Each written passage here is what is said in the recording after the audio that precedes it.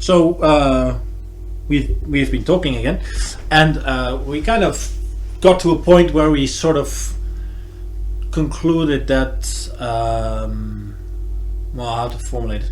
Yeah, we were basically talking about things to discuss, I suppose you could say. Yeah. Things to discuss, and that we basically got to this point where actually all things that we could discuss, even the things that we did discuss a little, were already a little bit, been there, done that.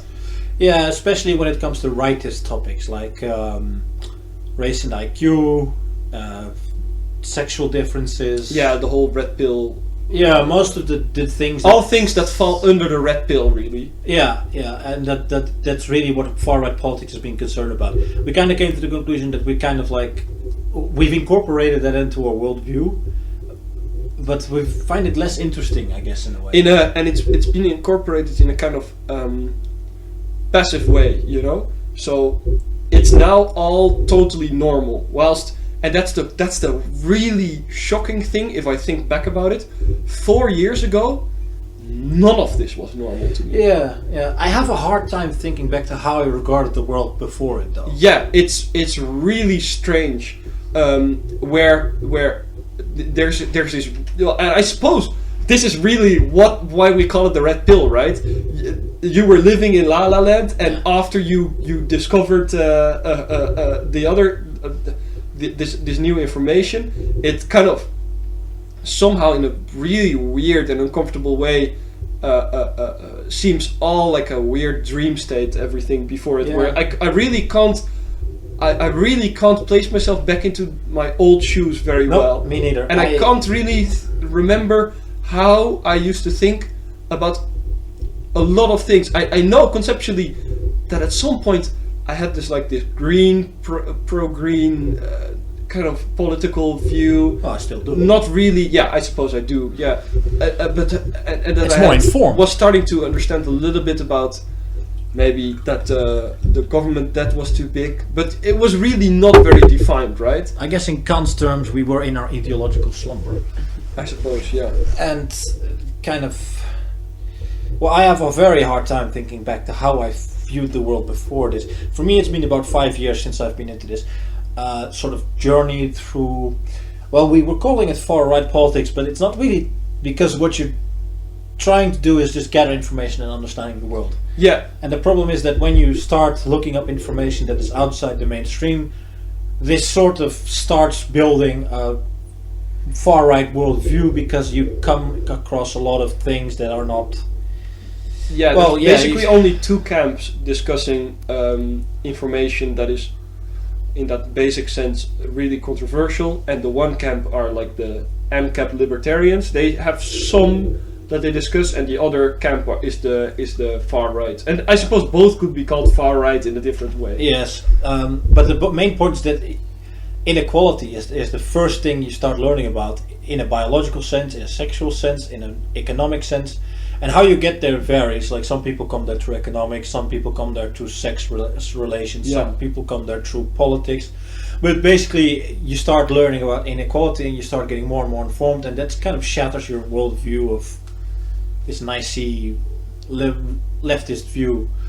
And so maybe we should get to the point where we describe how we kind of got to this point. Yeah, so that you have an idea of this process, and then we can go through it a little bit more. Yeah, for me, I grew up in a very homogeneous society, and I had no real awareness of politics. Although when I was a teenager, I was somewhat of an ideological communist, because that's what I read. My parents are both very leftist. That was the literature around, and I lived in a society that had sort of a leftist inclination. And then I moved to back to the Netherlands, and I went to university, and I decided that I should apply these sort of leftist ideals. So I went to work in a community center, or I guess what you would call a community center. It's not quite the same thing as it's in the USA or anything, but it's like you're there to help, like it's social work, right? Social work, yeah, it's what it is. And I did that for about 2 years while I was at university. And my first, you start realizing that there are these differences, right?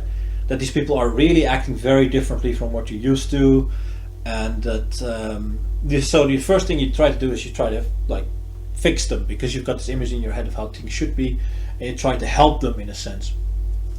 That was the first thing, and then when I noticed that this didn't work, my conclusion was sort of, well, the system is like not good and just privileging them. Yeah. So the people you were helping at the place where you were doing social work were what left wing people would call disadvantaged. Disadvantaged people. Yeah. Yeah. They were mostly Moroccan and Turkish foreign. Yeah, that's typically. Yeah, because this place where I was doing this work was a very segregated neighborhood. In the Randstad, you've got all these neighborhoods that are practically racially segregated. Yeah, it is just a weird thing. Yeah, and well, at first my conclusion was that this was this whole inequality thing, and that the system was. But so you try and find solutions. So you start reading and stuff like that, and then slowly you come into contact with divergent ideas from the mainstream, because I met people at university as well who had different viewpoints and informed me about a lot of this stuff. And he's not going to be happy. But anyway, like this guy, for example, during college, he would argue about the French Revolution, and I was like, but the French Revolution was great, like civil rights and voting, and we got rid of this inherited aristocratic idea and so on, and liberty of the individual. Yeah, exactly. And then someone gives you this different perspective, and you start thinking, wow, that's interesting. And that's the interesting thing. Only some personality archetypes will respond to new information in that way. Yeah. Well, at first I responded hostile. I responded quite hostily at first. I was hostile to these ideas. I was like, you're being weird. You're going against the system. You're weird. What this odd thinking. You're crazy. But that, combined with the fact that I was seeing other things shattered around me of the perceptions I had, especially with regards to minorities. So you start reading, you got into the literature, and then you come into contact with dissident thinking online. And I think I got mainly through YouTubers, like Millennial Woes is one of the first ones I can think of, and that started really shattering my views on equality and. Through there you go through a whole process, and I got pretty politically fanatical for a while. I went to look for real life organizations to join, to organize, to we've got to do something about this sort of thing. Very angry. I think I got very angry at the situation that this wasn't being discussed, that these ideas were so obscure. And then you come into contact with the real life consequences of having dissident ideas. Like I got to deal with Antifa and so on, but by now it's been a few years, and you still hold all these views. But the importance of it and this emotional impact of it slides, and you're like, it's true and all, but there's so many other things too.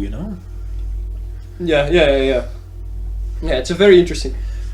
It's interesting how on the right we don't really have a proper terms to describe this. In the manosphere and specifically MGTOW world, there's really terms for this whole process, right? Yeah. And this really intense political period you had, that's what they would probably call the red pill rage. Yeah.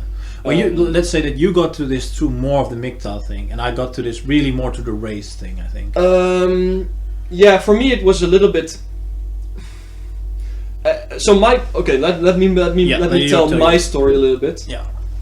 I grew up in a pretty in a Christian household, but we were pretty what most people would consider quite. Strict, in the sense that we prayed before every meal, we went to church every Sunday, but our church was a church where, for example, I think we even had a gay, in Dutch you call it the dominee? Minister, a gay minister, and so it's not. It was not a very conservative church. The people there were really conservative in their behavior, but they were really conservative in their behavior, in the sense that I suspect that divorce rates were really, really, really low. Everybody had 2 children or more. Yeah. So high in that work sense, ethic, conscientious. yeah, exactly. But it's like, do as I do, but not as I say. The disconnect between thinking and acting. Yeah. Yeah. We see that a lot, of course. Yeah, and you see it very clearly in these churches, where left-wing ideas are preached, but nobody behaves according to them. Yeah, exactly. Either way, this is where I grew up, but at a really young age, I started turning atheist.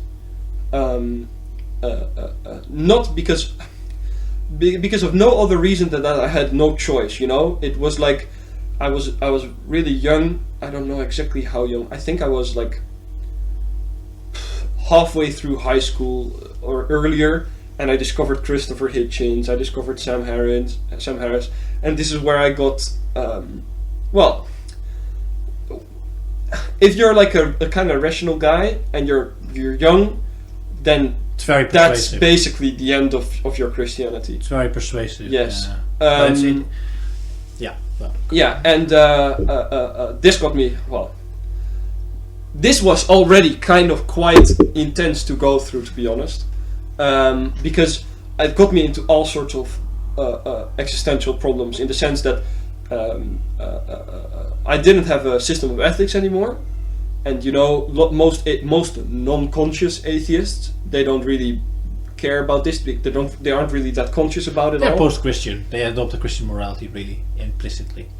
Yeah, I suppose. But I couldn't do that because I was really rational about it, right? So I was like, okay, now I have to set up this set of morals, right? And this is kind of where my utilitarianism a little bit started. Yeah. So I became a little bit kind of like a utilitarian, and later on I discovered that Sam Harris has like a kind of similar utilitarian kind of worldview. Either way, this is where that started, and also at this time I for the first time got confronted with Laplace's demon, which is if I have it the right if I have the right mathematician, I think it was not Laplace, and that Laplace's demon is basically, if the world consists of elementary particles that bounce against each other, then they all bounce according to physics, and thus everything is known. There is no freedom of free will, none of it. And this, of course, really hit me. It's a lot of effort for a 14-year-old to take in. Yeah. And so that was not the best time. And basically what I kind of did to deal with this all is not think about it at some point anymore, you know? Yeah. That's basically what I did. But my utilitarianism, it basically continued. So then, at a slightly later point in my life, when I went to university and I had a girlfriend and stuff, I was once again busy with this all. And then I basically... this utilitarian view, it kind of forced me into becoming vegan, because my utilitarianism basically said that I value consciousnesses according to their complexity.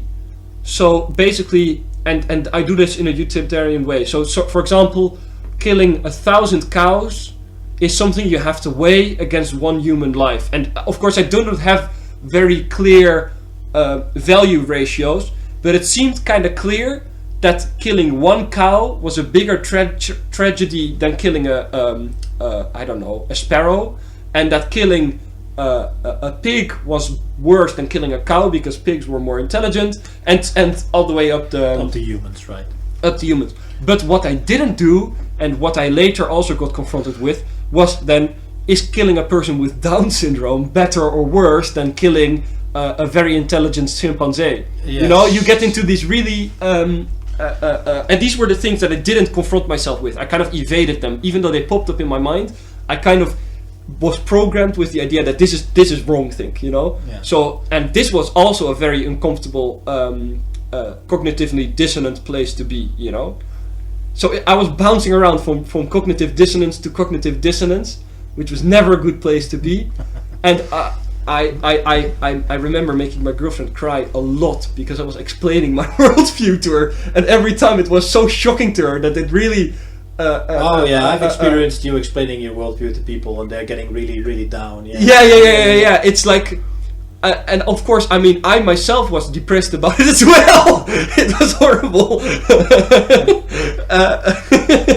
But I was forced into this, you know. I don't have a choice, and I think this is like archetypical for people like us, that we don't get to choose our worldview in that sense. Yeah, because just data. You get confronted with data, and you can't ignore it. You have to incorporate it. Yeah, you can't ignore the truth when you see it. Yeah. No, and you have to incorporate it into your worldview. And every time you start from primary school with like this really positive carte blanche. People can tabula rasa. People are inherently good. This kind of worldview is what you start out with. There's a million personalities and a million different people. Yes, and it's all valuable. And something I used to say to people, and this is something so stupid. You know the game Sims? No. Yeah. Yeah. And I'd never, as a kid, played it, but it was something that I used to say. Was in Sims, if you want like one characteristic, you can't put all of them to max. It's something you have to weigh. Like if one bar is full, then you don't have many points left for another bar. Yeah. It's the same with like an RPG, right? If you put all your points in intelligence, you can't put more points in charisma because you only have X amount of points to spread around. You know? And so what I always used to say to people when it was like about intelligence or whatever is like, I'm maybe smart, but I'm really not social, so we're all equal. It's just that it's a different balance. It's a different balance, right? And I mean, by the time you're 18 or whatever, you can't keep up with this worldview. It becomes really clear that there are actually people in your university class that are very attractive, very social, much more intelligent. They're just good at everything. Yeah. And there are those people and there are other people university who are just shit. Yes. They can't do shit. They're both totally useless. Yes. These people aren't equal. There wasn't some stats bar that got divided equally with an equal total amount of stat points. And then you realize that the bell curve, that there's a distribution. But this came later. So yes, you realize that all these things are on a bell curve, but you don't put in this. I didn't realize the sociological impact. You know. No. It was that happened to me later as well. Okay, so this was this was not nice to go through, and at the same time I was still figuring out this ethical system, and I was being forced into being vegan by my own weird utilitarian worldview. And then let's see, then at some point indeed I had to go back to dating because the relationship ended, and then I got friend zoned because I was just like a beta who didn't know what the fuck was going on, right? And I got friend zoned, and I kind of Googled, you know, how to get out of the friend zone or something. I first didn't even know what the friend zone was. And I told a friend of mine what had happened, and he said, "Dude, you got friend zoned." I was like, "What is a friend zone?" I remember this being a big meme a few years ago. Yeah. So I didn't even know what that was, you know, and then I kind of got exposed to like PUA and manosphere stuff, and then my first real shock happened, and that is that I read Esther Vilar.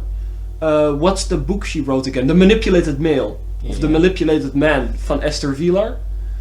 That really fucked me up. It really is a book that people. I mean, yeah, it's one of these.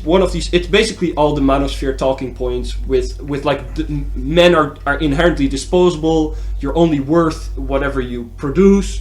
Like nobody cares about men dying. We're just tools.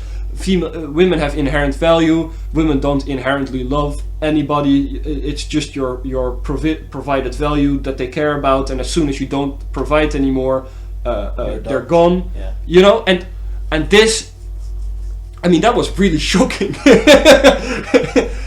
I remember that this really fucked me up for a couple months. You know, it was really like not. I don't want to say traumatizing because that's like Gay. it's a gay thing, but it was a painful experience to go through. It's paradigm shifting. Yeah, and it's really uncomfortable because you had all these ideas of your long-term future, right? You were going to get married, you were going to have a family, and it was going to be nice. It was not going to be a struggle that you had to do for some higher goal. It was actually something pleasurable in and of itself. At this point, it's like a duty. Yes, Yeah. and that's what in the fuck happened. But yeah, and you think like it'll be nice, and actually, you aim to do this. Okay, so this is something that was then broken, right? By Esther Vilar and by Thinking Ape and by Coltain. Well, not so much these people. I mean, they're an introduction, I suppose, to some. But if you want to really hear these things, the real thinkers behind the whole manosphere movement, it's more Barbarossa, Spetsnaz, Coltain, Thinking Ape, who used to be called a different Stardust. Yeah. And then there's a couple other of these CS MGTOW. There were a couple of these really old YouTube channels that did this, and they were basically some of the earliest ones. And then there were indeed these guys like Rollo Tomassi, who kind of fused pickup artistry with sort of put some sociological points forward with War Brides. Yeah, oh yeah, he did War Brides. War Brides is another one. If you read War Brides, it's like it's a one-way street, you know? Yeah. You read War Brides by Rollo Tomassi, and you have like a knot in your stomach for a week. You feel really shit about it, and then it puts some lenses on your worldview, and you see it happening all around you, you know? Yeah. You start making sense of patterns that at first never got noticed, you know? Yes, exactly.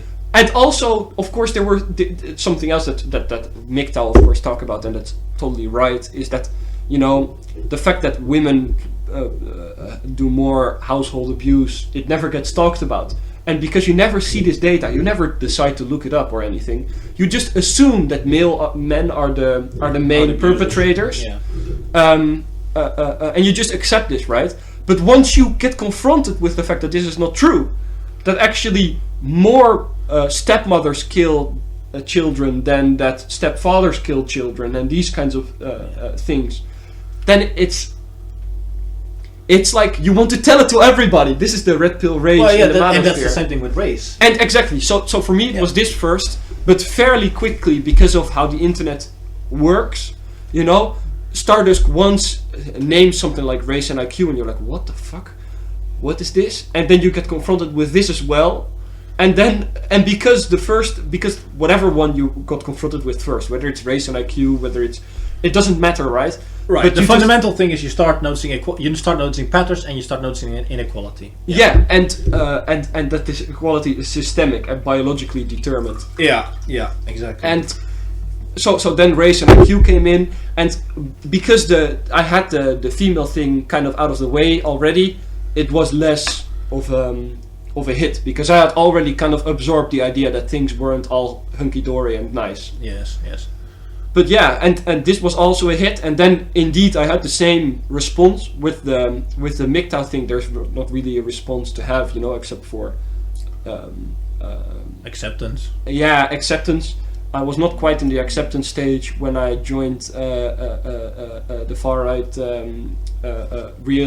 political movement, and you know that because I used to come in the early days. Yeah. I used to talk to everybody, but dude, you don't know about this really big problem that we have about divorce rates, and that we can't get fertility rates up like this, and it's and I used to be like known really, for my really passionate about that. Yeah, because I thought it was this incredible fundamental problem with our political view, because the political view that most guys in the movement had was we'll just reinstate monogamy and it's all going to work just patriarchy. Fine. Yeah, it's not that easy. No. But although it was the historical solution, of course. Yes, but that was in a much lower technology state. Exactly. You know? Yeah, and that's kind of the thing. I guess that's a good point where we can jump to the view we have now, or maybe you want to finish it. But yeah. So what happened to me was exactly I got really passionate about the race and IQ thing, and again you But at this point, you already You know. become a missionary for it. For a Yeah, while. it's the same. It's exactly.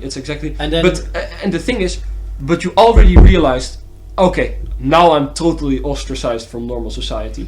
I can't tell anybody of any of my friends about my worldview. You know, I can't. I'll lose them. I'll be the weird racist uncle. I'll be. yeah. You can't. Except then you look up movements and you realize there's quite a lot of people who think like you actually. Exactly, because this is what happened, and I think it was you or no, you didn't meet me the first time. I spoke to you the first time, and I arranged someone else to meet you. Oh, okay. So the email message was. It was with me, yeah. And then we met. And then at some point, yeah, exactly. And then we met regularly for a long time. Yeah, exactly. And we've known each other for years now. Yeah. and so either way, at first, so we were both like we kind of synced up at some point in our process, right? Yeah. Where But I think you got to the tired of the political stuff earlier than me. yeah, it's weird. Maybe it's because maybe yeah. I think the jumping off point to the current thinking is the technology thing that you mentioned. Yeah, but You either start way, realizing- first we synced up Yeah. and we tried to do a bunch of political stuff. Yeah. And we noticed that There's a lot of incompetent and idiot. yeah, that's basically Yeah. and that that was one of the problems that we had, right? Oh yes. And Although that might not have been, well, you know, it is what it is. You attract marginal figures in such a movement sometimes. yeah, and so the point is, it's not like I no longer care about white people, or that I care about the future of Western civilization, or that I care about fertility rates. It's not like I'm going to go around denying that race. Like, I mean, I haven't seen the data. I know it's a fact. It's like, yeah, and it's so weird too that, like, 4 years ago, this was not known to me. Yeah. 3 years ago, I was shocked and a little bit depressed about the And it was all your breakdown worldview. of my previous worldview. It was really a painful letting go of a possible future. And it's what you keep thinking about all the time. It's Yes. how you filter all information around you. And Exactly, it consumed me a little bit, you know. yeah, same. To the point that I think maybe if I wouldn't have, well, I don't know, I got a little depressed about it all, and I'm not sure. It probably influenced the rest of my life in the sense that I performed worse, you know, in university and other places than I could have. Yeah.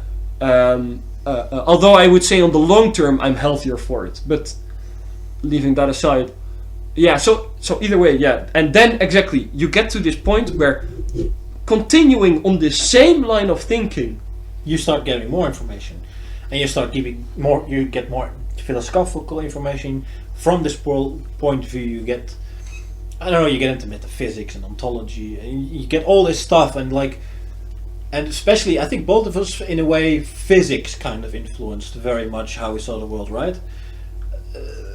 How would I put this? Like, yeah, one of the most upbeat articles, presentations that I read in a long time was by, what's the guy in the wheelchair with the voice machine not Niels called Bohr, again? but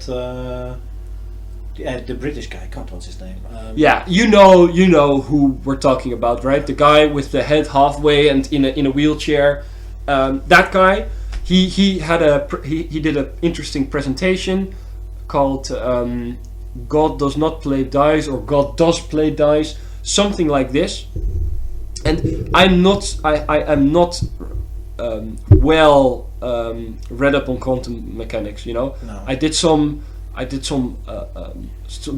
minor in quantum mechanics a little bit. Yeah, I did some stuff. I do know some of the mathematics, but most of the conceptual stuff I don't know. But either way, he talked about the fact that there was radiation on the edge of the event horizons of black holes, Yes. which was called radiation, the name of the guy. Oh yeah. God, And that this was actually a source of true randomness in the universe, right? And this finally broke my Laplace's demon, because before that, quantum mechanics might make people think that Laplace's demon is not true, but because of I don't remember, because of the opposite and because every quantum particle has an equal and opposite quantum particle. Actually, all that uncertainty, all this quantum uncertainty gets negated. Again, I'm not 100% sure. Either way, this talk by this one guy, we'll because have to talk about determinism some other time. yeah. So, by the way, this finally broke my Laplace's demon universe. It still could turn out that Laplace's demon is right, but at least this is no longer. Well, my view is that things are still pretty deterministic. I see everything as a continuous chain of logic, of events. I mean, everyone who studies physics knows time isn't actually something that matters. It's all about, well, sequences, I guess you could say. But at any rate, I think I got through physics through philosophy, and then put physics back into philosophy, and then you get into a lot of questions about the order of the universe and metaphysics, and then kind of race becomes less important, and then you get into transhumanist stuff, right? And you start because thinking that's how you got to that point. Yeah. For me, the reason for being a white nationalist, it was my utilitarianism. I basically said, this was basically my logic. Okay,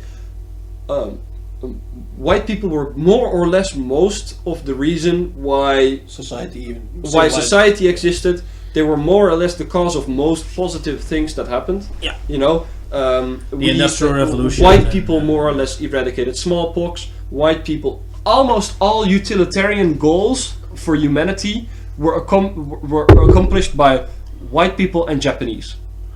Yeah. Right? And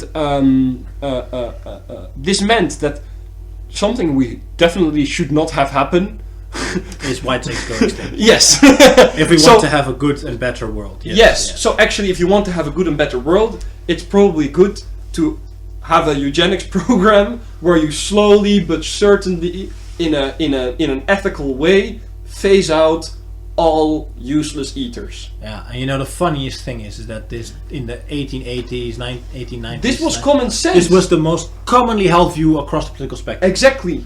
From Sweden, all these places, they had eugenic programs. Yeah, and the only people who actually opposed it were conservative Christians. Yeah. Because they had this human view, this sort of, no, not human, but they had a humanitarian view and this conception of God ordered man and so on. Yeah, it's one of the. I suppose it's one of the. That's a really damaging aspect of the Second World War. That's. Well, I suppose that's because most people think that that's what they debated mainly, right? Yeah. One of the big bads is eugenics, and it's interesting that actually even the United States had a eugenics. The United States had a far more extensive eugenics program. Yeah. Sweden had a far more extensive eugenics program than Nazi Germany. Yeah, but well. Well, but exactly. So the point. Well, but one thing that I don't think these people did was actually kill. No, they sterilized people. them. Exactly, Yeah. and I suppose that's more. And that's more also what human. I would be in favor of, right? I don't really see, from a vegan point of view, I don't really see the point of putting all these useless eaters against the wall and shooting them. I would just want to slowly phase them out in an ethical way. Well, the conclusion you could even do some kind of one-child policy or whatever. Well, basically, if you go to the data route of things and you start realizing how important IQ is, then eugenics is one of the conclusions. But another conclusion is that since we can make computers and so on, we could potentially phase ourselves out as the most intelligent being. Exactly, and this is kind of where you start to stop being, where I kind of started to be less intense about the importance of white nationalism, because the whole premise could be erased. Exactly, and this is how me as a utilitarian got off of this. So I didn't get off of it for any deontological reason or because something more important came to me. Because to me, as a kind of shitty utilitarian, I don't really like my utilitarianism, but again, I don't have a better option. Point is, I could make some counter arguments. But we've had these debates already. It's not really the point. Yeah. Yeah. But the point is that now I see within or before the sunset of the white race, You know, I already see CRISPR and Transhumanism. and at that point, the whole utilitarian reason for wanting to preserve white people because of their IQ and productivity. Well, what I wanted to say earlier is basically technology is making all of the premises of traditionalism has traditional reasons for maintaining society have been destroyed by technology, like scarcity and a religious order have been destroyed by technology, and we may well make all premises of humanity completely superfluous through technology. We basically are going to make humans irrelevant before we make white people irrelevant. That's the road that we seem to be on anyway. Yes. It's very difficult to look at these timescales, but yeah, that's kind of because, for example, I think at current rates, Dutch people will be a minority in the Netherlands in 50 years or something like that. Like that. It's towards the end of the second half of the century. Yeah, and you have to remember that actually it's not only that, because it's probably going to slow down as the right wing, which we seem to slowly but surely do. Yeah, there's a reaction. I mean, there's this sort of there's a counter reaction. Exactly. So immigration is probably is probably going to decrease, and we probably are going to have some kind of counteraction, especially after this economic crisis and virus thing and stuff. These are typical strength points. Yeah. And then we can go into the fourth turning, which points us in the same direction. Yeah, we'll talk about that another time. Of course, but the point is, it seems that this whole sunset of the white race thing, we're starting to turn the tide, you know. And if that's also true, then we don't need to win forever. Yeah, but the thing is, we might become a minority by 2080, but in 10 years, we might have implantable chips to improve your brain capacity. I don't know about 10 years, but yeah, that's the kind of way of thinking. Yeah, gene editing is on the way. I mean, there was already this Chinese doctor who got jailed for fucking up some CRISPR babies. Yeah.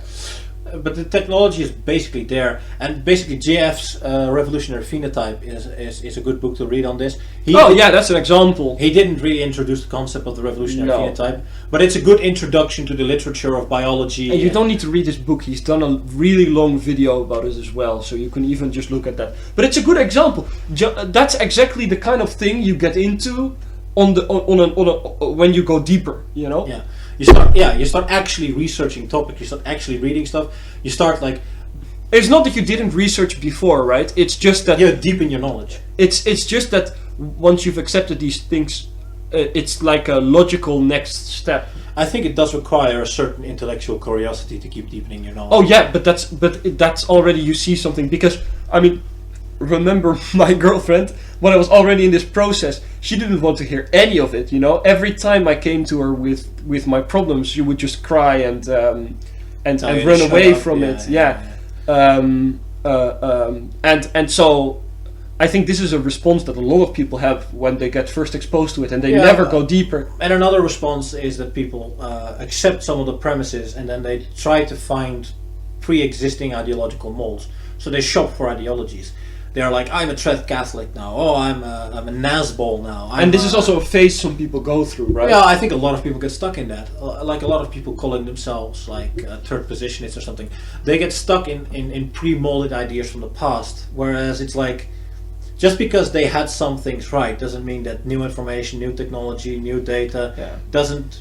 You know, you have to be flexible. I think the most important thing about, let's call it far-right politics, between brackets, is you're pragmatic and flexible in your thinking and accepting of new data. And you're uncompromising in accepting the truth, because that's the only way you get here. Yeah, and it's a really... Yeah, exactly. And to give some examples of how a third positionist might get into trouble, as an example is, if he would... a third positionist hasn't really incorporated the MGTOW data, for example, right? Oh. That's something that he kind of has ignored, because otherwise, if he would know that, then he would know that under this level of technology, where washing machines exist and dishwashers exist. Yeah, you put your wife at home. What is she going to do? Yeah, exactly. And you know what she's going to do? She's going to turn on the TV and watch Oprah Winfrey.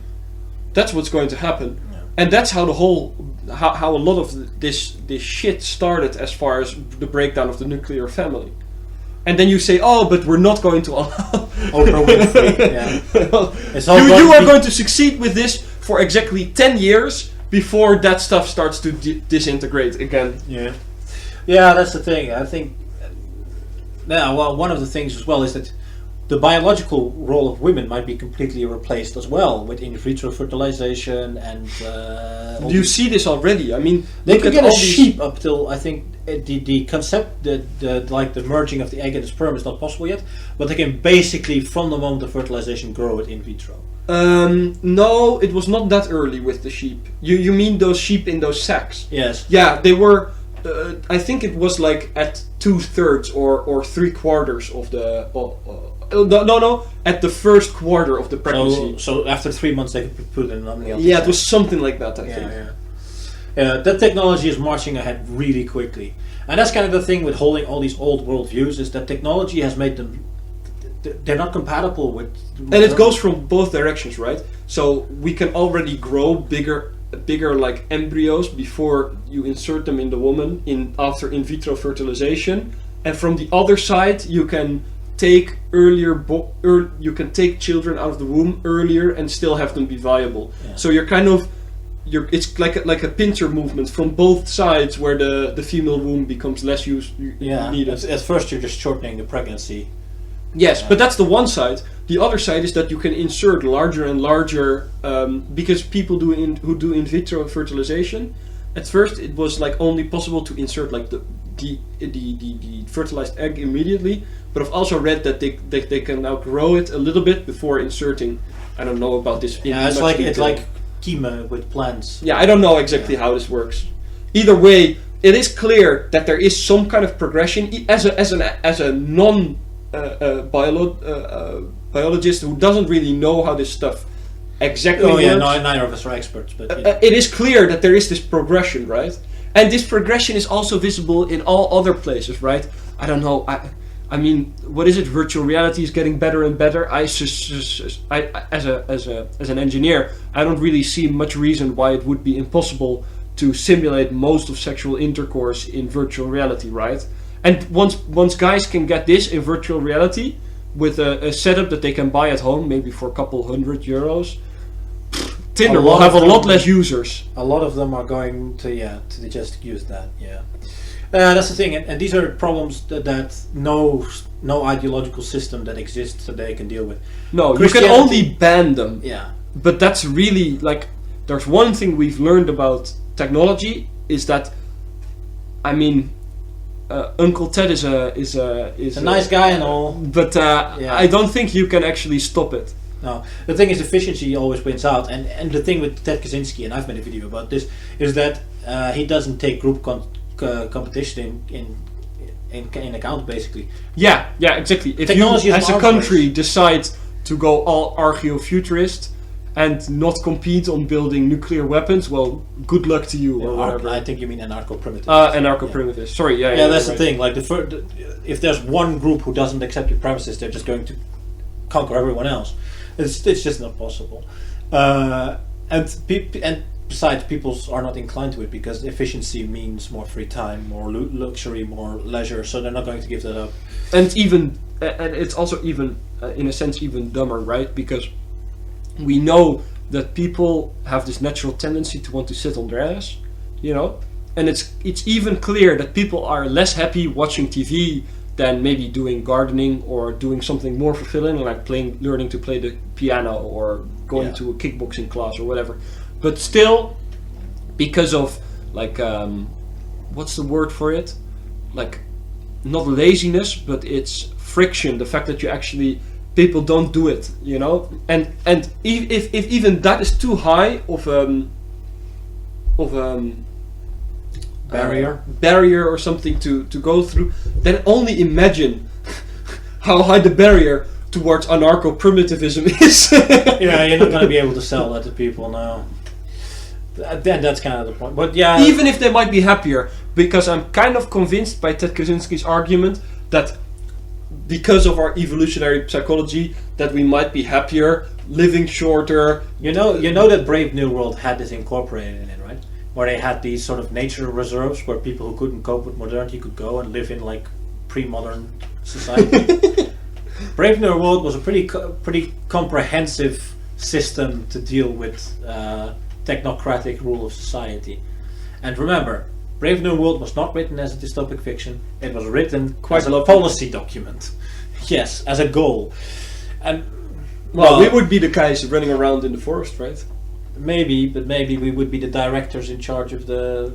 Oh, that's nice. Yeah, I like that more. Yeah. I think that's sort of the tech. Well, no, probably because they oh no, I think there's some people who would be more fit for that job. Yeah, exactly. And I think elites never really lose power, so they'd probably be there. So, but that's kind of the thing. You start. The whole point is like it's not that we've abandoned the ideas of like nationalism or like understanding of race or of the differences between sexes, and that traditional morality was always the answer to deal with this. Yeah, although it's even unclear if it's still the answer with current technology. The thing. It used to be, maybe it's not anymore.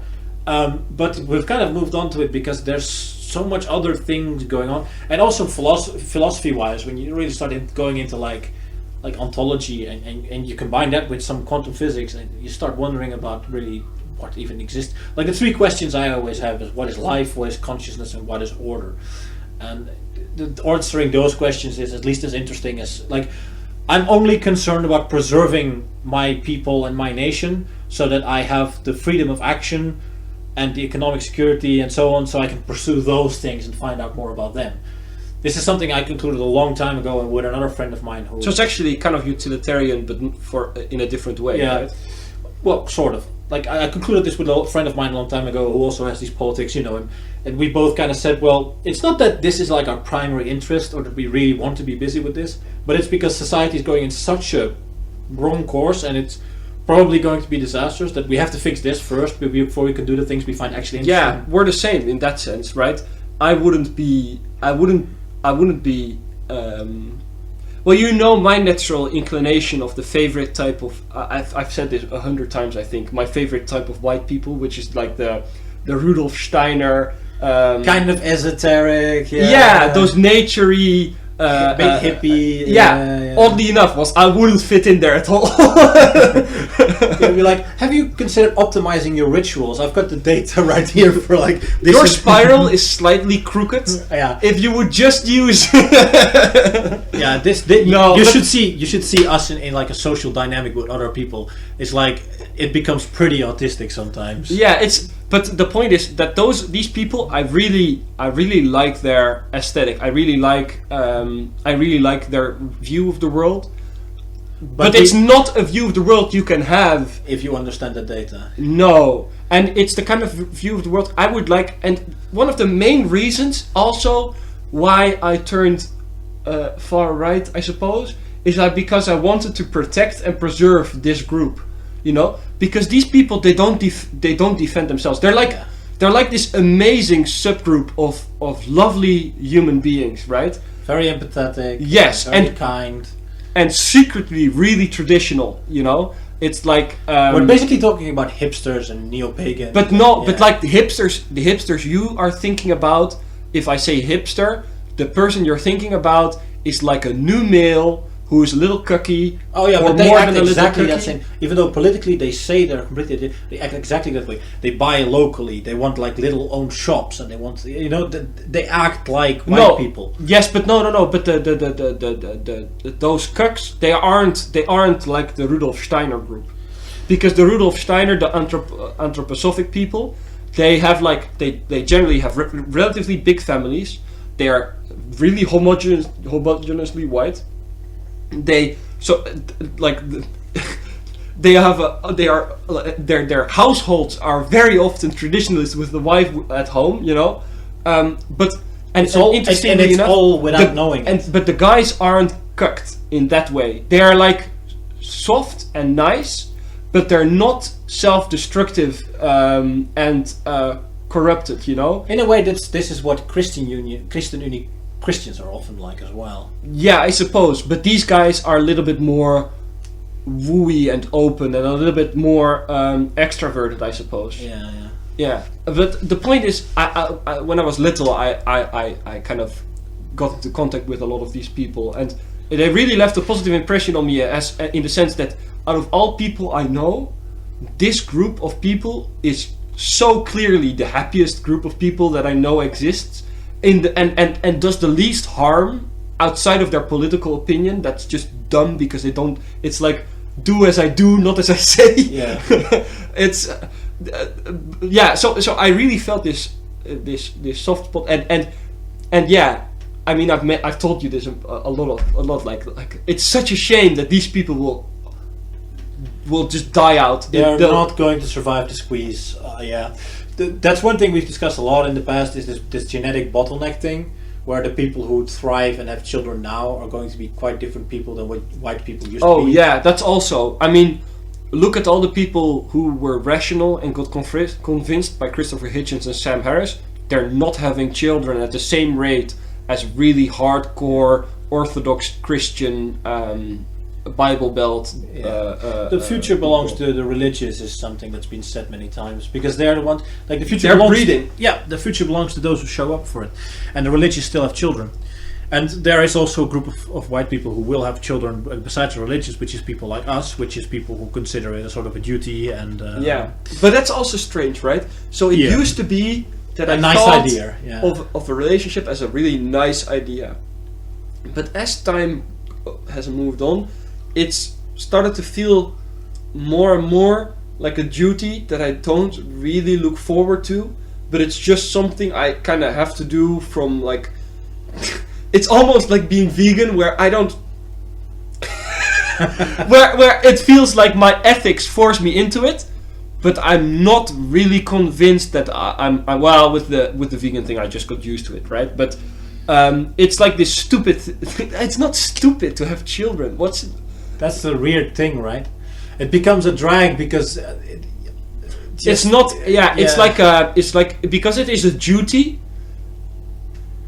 It isn't, and because a lot of the things are not magical about it anymore. You know, I'm like, if I were to get married, I would all the time be like, okay, let me see if I see any signals that the divorce is coming up. It's like all part of it. Yeah. I don't believe in the happily ever after anymore. Exactly. I'm like counting down to the days where the sex dries up, and I can't do anything about it, because all things I would do about it would be abuse, and it's like. All of this I kind of see happening in my future already, so I don't go into it wide-eyed and happy. It's like, it's like when you first realize that romance is just not a thing. Yeah, that it's a lie that you have to tell yourself to keep things going. And you know, if you're totally new to this, well, then you're not listening to this podcast. And probably, and you know. We sound probably like very bitter cynics at this point, but yeah. And you know what? But you know, the universe is very harsh. That's just how it is. I had a little brother. I have a little brother, and he called me the youngest 70-year-old that he knows. And I'm my mother always said that I was never a child, that I was always an adult. I'm the youngest 70-year-old that he knows. Yeah. He's like. And it's true. Yeah, because you like, I want gardening and I want these foreigners off my lawn. Yeah, pretty much, right? I just want to grow my tomatoes. Yeah, sort of. But I think the whole point, what we're saying is, and at a certain point the novelty wears off. You understand fundamentally what it's about, and it's not that you're like chasing novelty, but at some point you've heard it, right? And I think we both very rarely hear new things, like new ideas. Yeah, and this is also something that happens, right? So in the first couple months or year or two, you become more and more invested, and so you consume a lot of media, right? It's podcasts, it's like, I don't know, did you name these people? Like, I can name Countercurrents, right? Yeah, Countercurrents, Millennial Woes, Alternative Hypothesis, who else? I guess Jared Taylor. Yeah. But a lot of reading too, you know, just a lot of blogs and... So yeah, either way, you consume all this stuff, right? Yeah. And you're really passionate about it, and a lot of it is new for the first time, and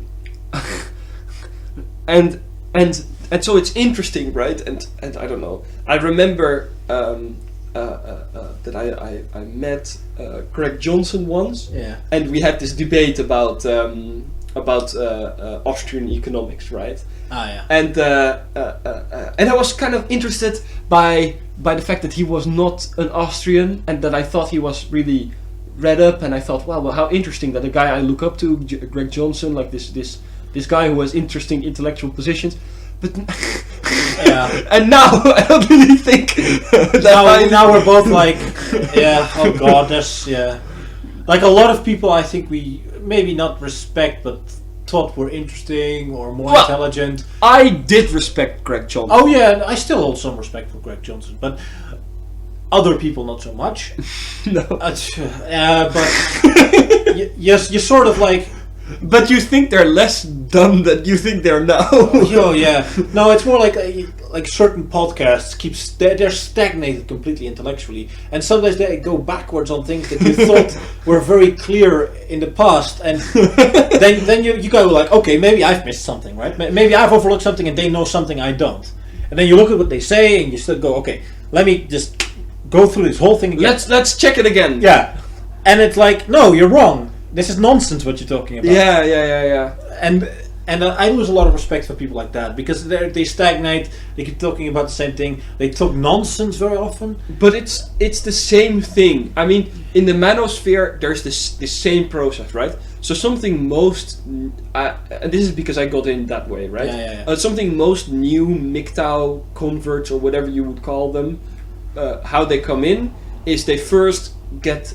Like, there's this YouTube channel called Sandman, he's called, I think. Uh-huh. Maybe some people have heard about it.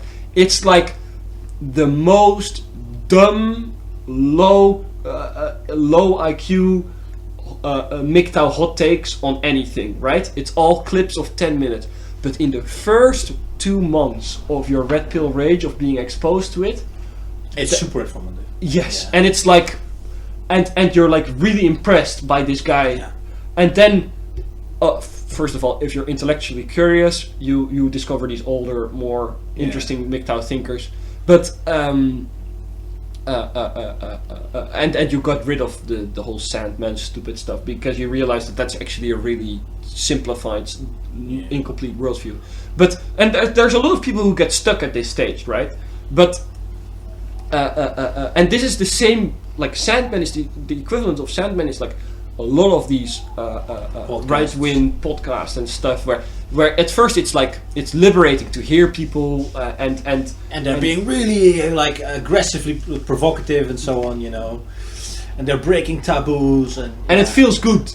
And then at some point you're like, yeah, but I'm not really care about breaking taboos anymore, you know. No, they're not taboos anymore. Yeah, they're like this. To your thinking, they're like normal. And this is the stupid thing where it.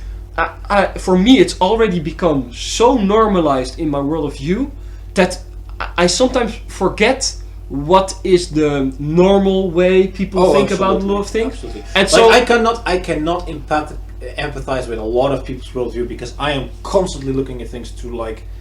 I'm putting people on a bell curve. I'm putting people on like a spectrum. I'm saying, okay, you fit in this and there, and I've seen this sort of behavior, and you've got this sort of personality type, and you know, it's very.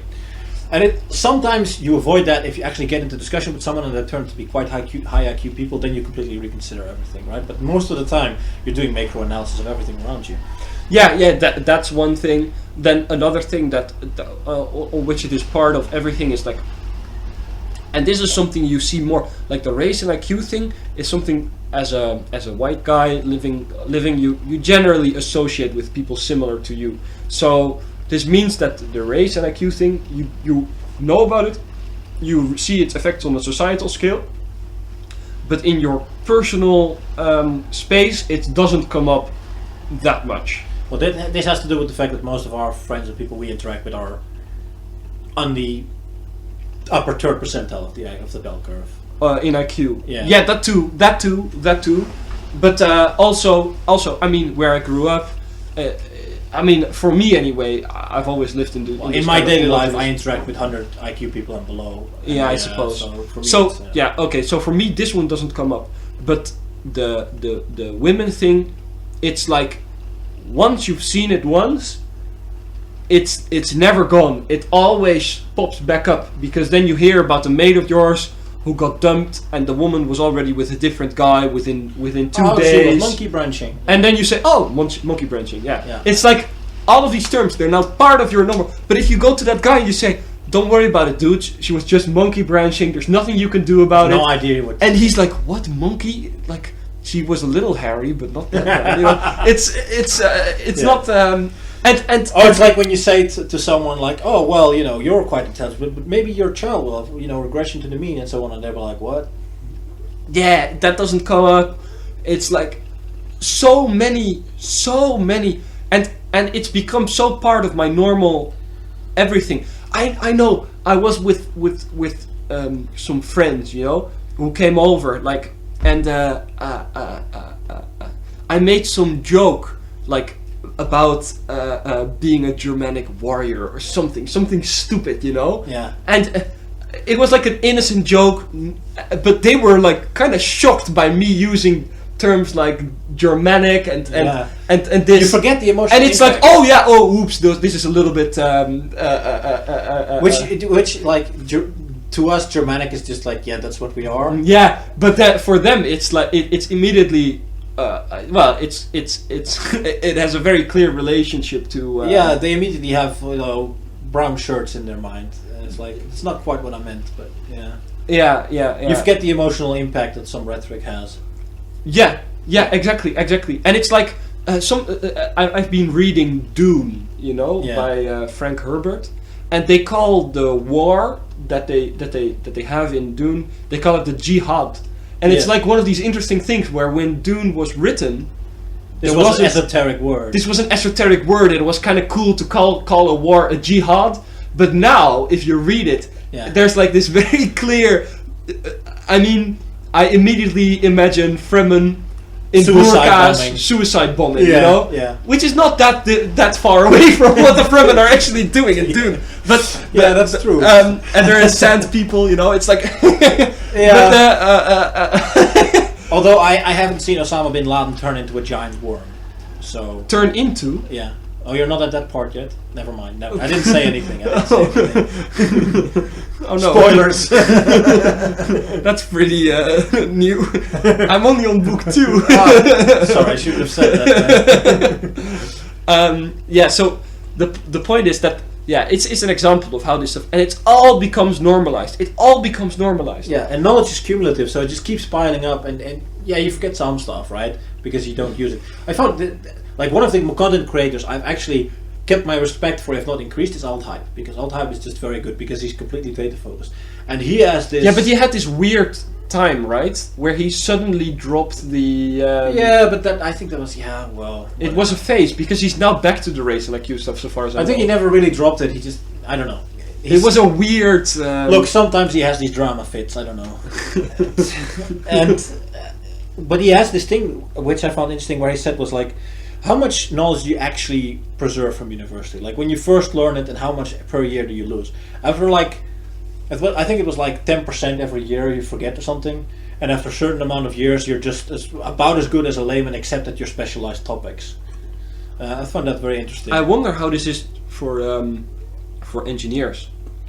Well, probably a lot of the background knowledge about math you're not going to forget, right? No, and I don't think I will ever forget like statics and dynamics. Maybe I will, but for some reason it seems to me that. Well, for my case, I remember I've forgotten lots of stuff about economics. Yeah, interesting. But maybe it's because the one thing is system thinking, and you kind of learn these exercises, and you have these strategies for solving problems. Yeah, it's interesting. One thing I do know for really sure is I'll forget some of the precise stuff. But if I would just have a little booklet, like there's some of these booklets that they call, it's like these little technical encyclopedias. if you could just, or Wikipedia, you know, if I forget something about thermodynamics, I'm sure that if I would be able to Google it and it would all fall into place. That I know for sure. Yeah, no, I'm sure I'd have that too. Like, what I forget about economics isn't like the statistics. There's a lot of like the details on the models and things like that you forget, right? And it's like the same thing. Like, I spent a lot of time at university. I studied a bunch of things, and the first thing I studied was law, and I still remember a couple of the most important things about like contract law, which is what I still have to deal with sometimes in my employment, and I remember that stuff, right? But if you were to ask me like about international law, I fucking couldn't tell you. You studied contract law, and you studied economics. I think No. you have a bow tie. I did 1 year of law at university. I didn't finish it, and one of the things, because my father's a lawyer, I got into and find still interesting is contract law. Yeah, I also studied history, and you know, it doesn't matter. Yeah. I'm boring. I think we can pretty much conclude it there. That's Yeah, and I think there will what be we're more wondering, people. I guess, is You know who's a good example of a guy who went through all this? Reactionary expat. He guess was so. this guy who was really talking about this all. He used to have this channel called Reactionary Expat, and then at some point he said, "Well, you kind of have to just do what you can do as an individual." He closed down the Reactionary Expat channel, and he opened some other channel, which was more about permaculture, living a robust lifestyle. what you'd like to do. Yeah, well, I suppose. Yeah. I really modeled myself after that guy. Yeah. I hope I'll not do one thing that he did. Oh yeah, I know what you mean. Well, I guess we're kind of curious if other people went through this, because I know a few people who have YouTube channels who've sort of gone through this. I think maybe they came to it from completely different things, but they acknowledge like all the things we acknowledge, and they don't really use it in their thinking. But there are a few people like that. I wonder if this is a process everyone goes through, because I know people don't. I know people who get stuck in the ideologies. I know a lot. In fact, I predict probably 9 out of 10 people who get into these politics, they get stuck in the shopping for ideologies thing, and they become trad cats or Yeah, because there were people or, that we knew in the movement who were basically long time. veterans basically. Oh, there were also people we knew in the movement who were really mellowed out. Some of the older guy. Oh, I forget. Well, better to not name anybody. Anymore. No, exactly.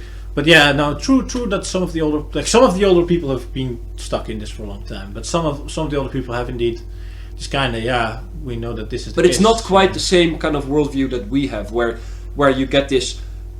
I wouldn't say nihilist, but this like technocratic. Yeah, this really weird technocratic, transhuman, technologically determinist. Yeah, because I think some of those people aren't STEM. I'm not technically STEM, but I'm like STEM adjacent. STEM adjacent. I'm amateur STEM. And these people will come from humanities mostly, lawyers and philosophy. Yeah, because this is also something you see, you know, and this is something you see.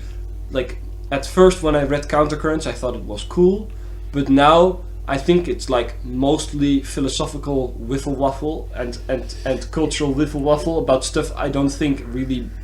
But that's also my worldview, right? There's people who really care about these like fundamental cultural points, whilst I always look at it more cause and effect, and then it almost seems not super important. I really can't bring myself to care about a movie review, you know.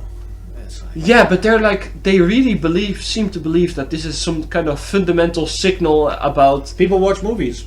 Yeah, so it's a strategical thing, yes, it makes sense. But is that the reason they discuss them? Just because I think they also like movies. They like movies, other people like movies, they want to make a righteous critique of movies. Yeah, what can I say? Is that what it is? I always thought that these humanist guys, they saw something deeper in those movies that I couldn't see. Sometimes, maybe. Maybe. But then maybe they're... But then I don't see why it's super relevant, because I think most of these... Like, I don't know how culturally influenced... Well, I suppose people are a little bit culturally influenced by... People are quite culturally influenced. Emotional imagery is very potent. Yeah, you're right. So in that sense... But in that sense... this is a different debate anyway. You don't like poetry, probably. I like poetry. You know But- this one poem? There's a couple poems I like, but I like them because of their message, not because of their Their art. yeah, like they're like a fun way to make a really compact point. I think and very good poetry you'd enjoy because it's systematic. It's making language into a system, and maybe you'd like that, like the proper rhyme structures. And Yeah, for the same reason that I enjoy some of the weird contemporary art. yeah, which I don't get. We have to defund all the museums, dude. We're gonna do it. Well, you can defund them, but I'll hold on to my museum jaarkaart. All right, I think we're gonna conclude it there, right? Yeah, I think so. And I'm really curious if people can respond to this. I don't know if where you put these that. I just put them on my YouTube channel. Yeah, then let me know about comments that have. Sure. So we're curious if other people have gone through this. I really am.